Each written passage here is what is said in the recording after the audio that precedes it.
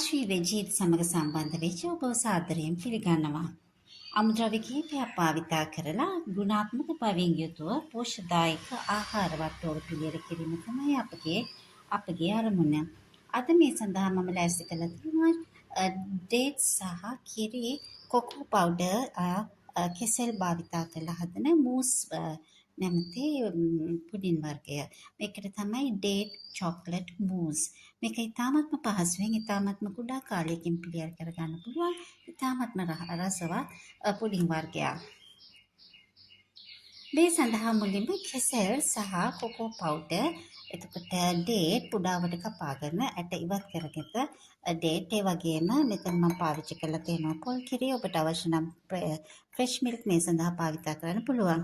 මේ සියල්ලම මම ගත්තේ කෙසේ ගෙඩි 4ක් ඒත් එක්කම කොකෝ මේස හැඳි 3ක් සහ රට හැඳි ස්වල්පයක් ඇට ඉවත් කරගෙන මේ ඔක්කොම බ්ලෙන්ඩර් එකකට දාලා හොඳින් බ්ලෙන්ඩ් කරලා සෑදෙන මිශ්‍රණය ශීතකරණයේ තබලා සෙට් වෙන්න තියන්න පුළුවනි.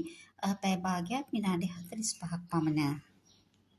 මේ ආකාරයේ මූස් වර්ගය අපිට පිළියෙල කරගන්න පුළුවන් ඉතාමත්ම කුඩා කාලයකින් ඒ වගේම ඉතාමත්ම පෝෂක ගුණයෙන් පරිපූර්ණයි.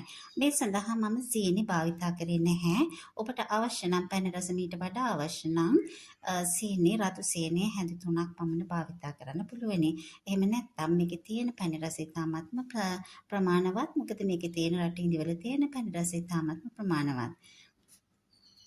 මෙම සාදාගත් චොක්ලට් මූස් එක මට දැන් පුළුවනි ඒක සරස ගන්න. ඒක සරස ගන්න මම පාවිච්චි කරනවා මෙතන කුඩු කරගත්ත චොක්ලට් ඒත් එක්කම විජලනය කරන ලද කුඩා ගස් ලබු කැබලි ඒත් එක්කම මට පුළුවන් පාවිච්චි කරන්න.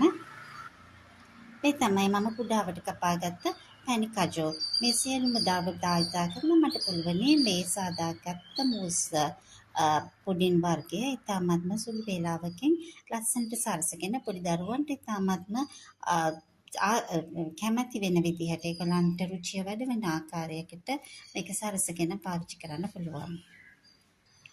සරසාගත් පසුව අපිට මේ වගේ ලස්සන මූස් එකක් ඉතාමත්ම ගුණවත් ඒ වගේම කිට්ටු කාලයකින් පිළියෙල කරගත හැකි ඉතාමත්ම රසවත් ඒ වගේම ප්‍රණීත අසුරු පසක් ඉක්මනින්ම පිළියෙල කරගන්න පුළුවන්.